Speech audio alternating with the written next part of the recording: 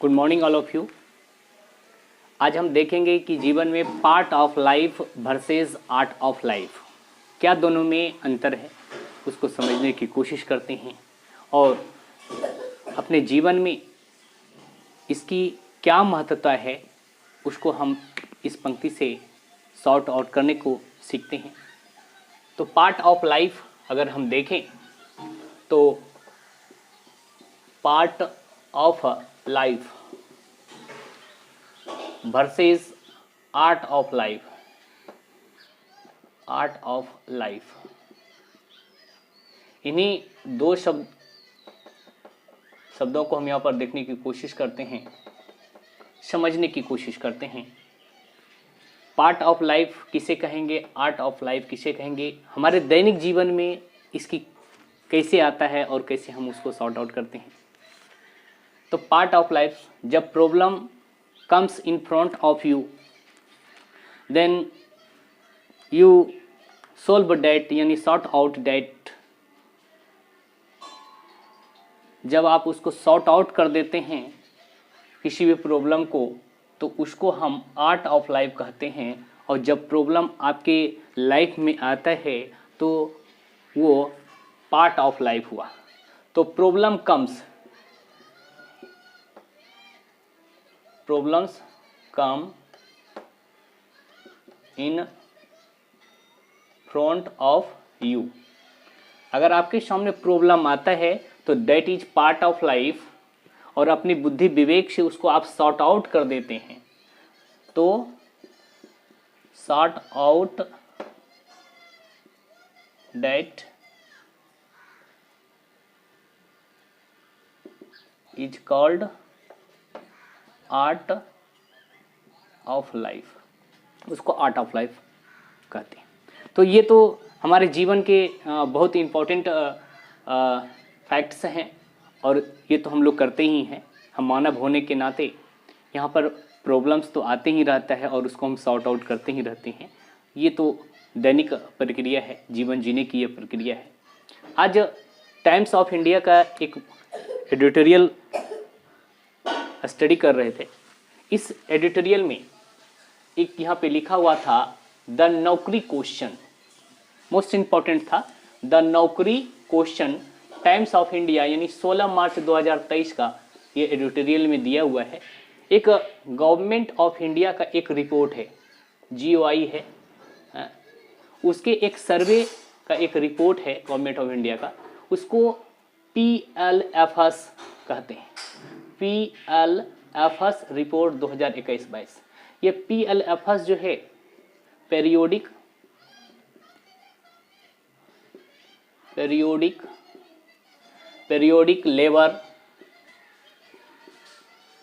Labour force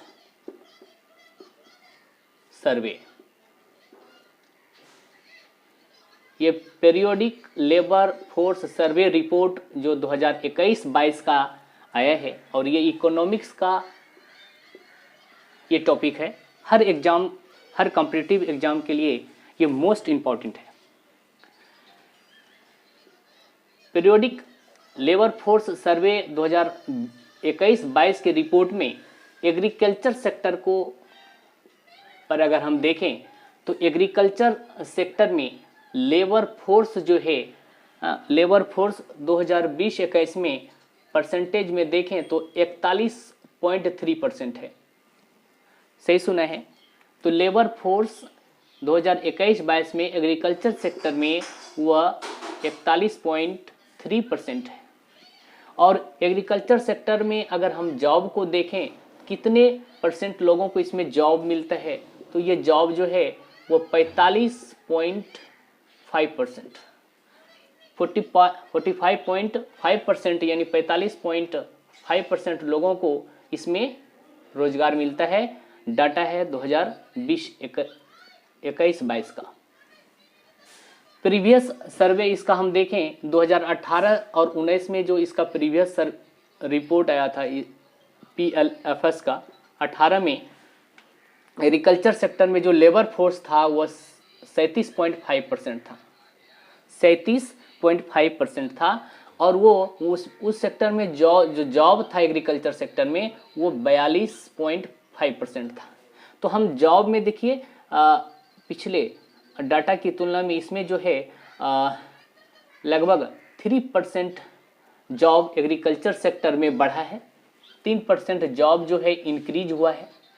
इसमें आप देख रहे हैं कि जॉब का इंक्रीमेंट हुआ है, यानी कोविड-19 के पहले और कोविड-19 के अगर बाद की स्थिति एग्रीकल्चर सेक्टर में हम देखें तो उसमें लेबर फोर्स की संख्या में लगभग 3% की वृद्धि हुई है और जॉब में 3% की वृद्धि हुई है और लेबर फोर्स में भी यहाँ पर वृद्धि हुआ है, लगभग 4% के करीब वृद्धि हुआ है। एग्रीकल्चर सेक्टर का अगर हमारी अपनी जो जीडीपी है, ग्रॉस डोमेस्टिक प्रोडक्ट, जीडीपी क्या होता है? ग्रॉस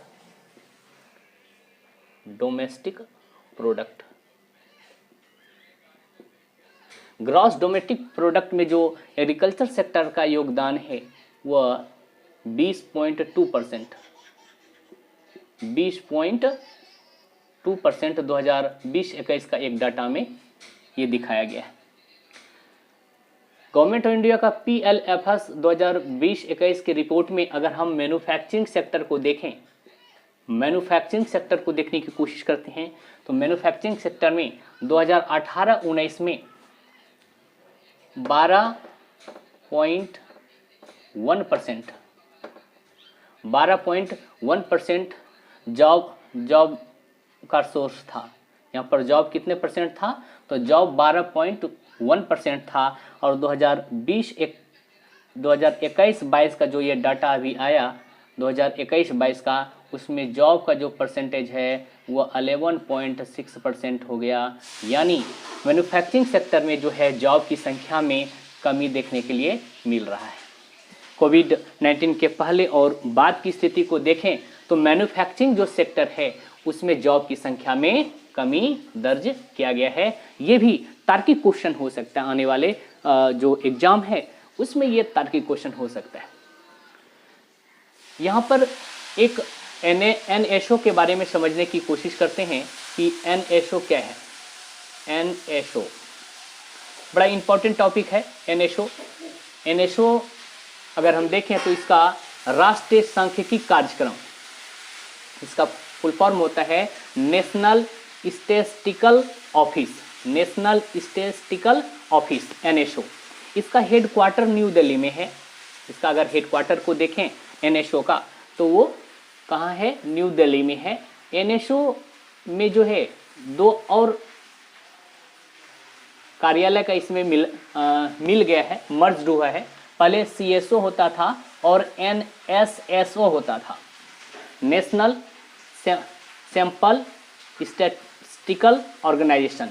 NSSO और CSSO 2019 में मर्ज होकर NSO बन गया है, NSO बन गया है।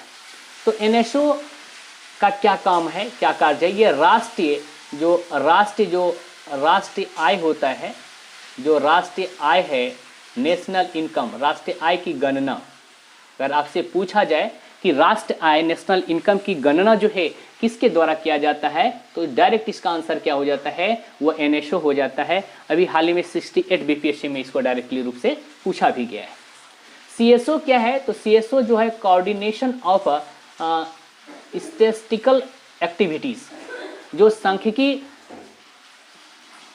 की जो एक्टिविटीज है उसका वो कोऑर्डिनेशन करता है CSO।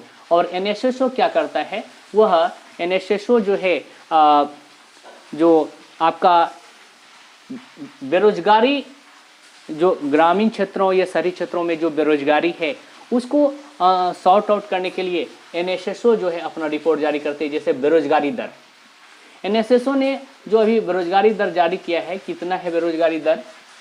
Unemployment rate 4.1%। तो बेरोजगारी दर यही जारी करता है और ये सभी अभी मिल करके NSO हो गया है, राष्ट्रीय सांख्यिकी कार्यालय NSSO, हेडक्वार्टर न्यू दिल्ली। मैं आशा करता हूं कि आप बहुत शॉर्ट समय में कंपटीशन से संबंधित मोस्ट इम्पॉर्टेंट फैक्ट्स को समझने का कोशिश किया। धन्यवाद।